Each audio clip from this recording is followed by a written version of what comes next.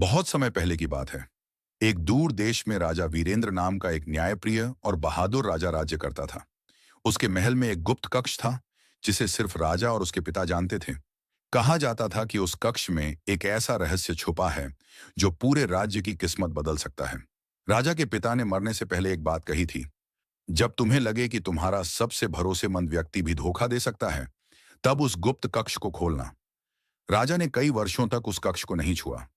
लेकिन एक दिन, जब उसके सबसे पुराने मंत्री विभास पर देशद्रोह का आरोप लगा, तब राजा को पिता की बात याद आई।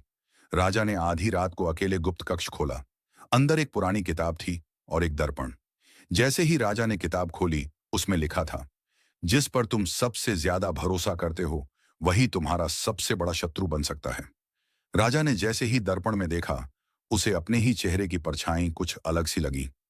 उसकी परछाई हंस रही थी, जबकि राजा गंभीर था। तभी पीछे से आवाज आई, अब तुमने राज खोल दिया है, अब सच्चाई से भाग नहीं सकते। राजा मुड़ा। वहां कोई नहीं था। लेकिन उसी पल महल में एक बड़ा हादसा हुआ। कोषागार में आग लग गई और विभास भागने की कोशिश करते पकड़ा गया।